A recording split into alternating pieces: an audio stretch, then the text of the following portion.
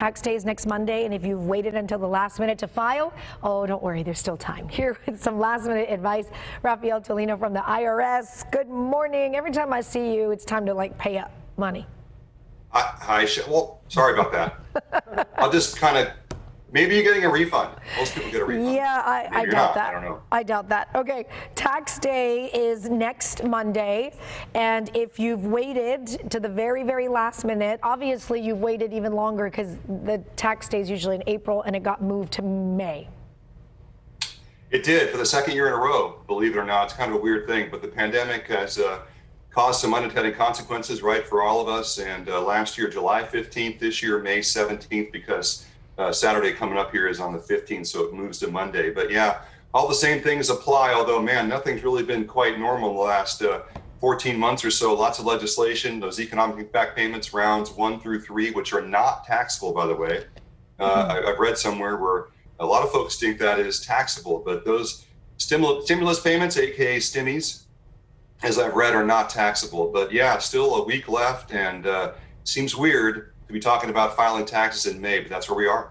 So we're here now, and if you haven't filed and you're not ready, you need an extension. Can you still do that, and what's the process for that if you do need more time? Right. Everything applies as it normally would. It's 5 months instead of 6 because it goes through mid-October. And you can do that through software, that kind of thing. Fill out the form, send it in. Bottom line, though, if you have a balance due and you have a requirement to file, you do want to file that return and pay something. Pay what you can.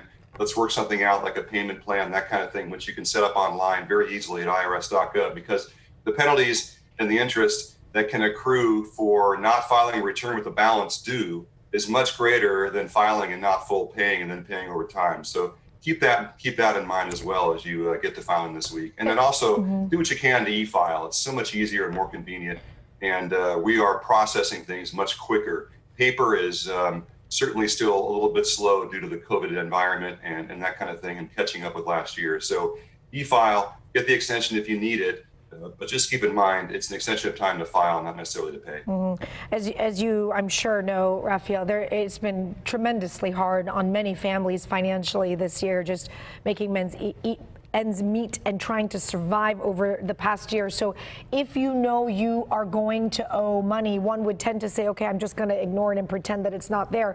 But the IRS does have options that, like you were just talking about, is to file that extension. You can put payment plans. You can call the IRS and say, look, I'm not in a position right now. What can we do? Correct? Oh, yeah. And you can set up online. If you call the agency, you're going to find yourself in some sort of frustration if and when you do get through. Okay. It may take a while. So go to irs.gov and do that kind of thing. But correct, we understand, we realize where people are. There's lots of legislation. There's lots of things out there we're administering. And we do realize a lot of folks are in that position. We do realize a lot of folks are looking for refunds, and yesterday, if you will. But we're getting through it as quickly as we can. And just understand it's 3 weeks or most for refunds for the most part. Some are taking longer if they get kicked out to manual processing for errors and that kind of thing.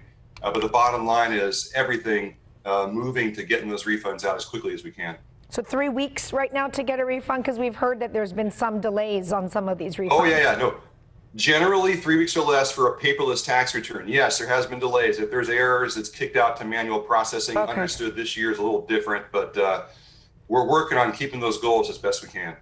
What about unemployment? Many people received that over the past year. Is that taxable? How much of it is taxable? So that changed with the new law, retroactive. In other words, a lot of folks did make those payments. If you filed a return previous to mid-March when that law was enacted, then you may get a refund coming back. The new law basically says the first $10,200 or $20,400 for a joint return for household incomes of $150 or less is not taxable. And because that law came along and it was retroactive, there were some folks who will be getting refunds starting this month in the summer. Others who haven't filed a return yet will find that that benefit happens on their 1040 as opposed to waiting for the refund because they've already filed, because it's a retroactive law that began in March. So that's what's happening there. And do keep that in mind. Your software should be updated by now. Your CPA, your tax professional, tax preparer will keep you in mind on that. But that's the basic new change in unemployment per the new law. As if this tax world is not complicated enough to try to figure this all out for somebody who doesn't understand the taxes to begin with, then you also got to watch out for scams, because then, you know, it's always some people that just ruin it for everybody else. So what's happening scam-wise that people need to watch out for during this time? It's the same old that we've probably talked about for years, emails and random phone calls. One of the things we did see this past year in 2020 were text scams, alerting you to economic impact payments and you know, click on this link here, that kind of a thing, via text. We're not texting, we're not reaching out, email, random phone calls, threats, all that. Those are scammers using the IRS as a lure. Just keep your antenna up and understand our way of doing business, the old-fashioned way, I should say, is basically letters in the mail, not random text, phone calls, or anything else that use the IRS as a lure to get you to kind of click on their link and have bad things happen to your good name. Rafael Toledo, we appreciate all the information and advice. Very, very helpful. Thank you. Thank you, Shal. Have a great day. You as well.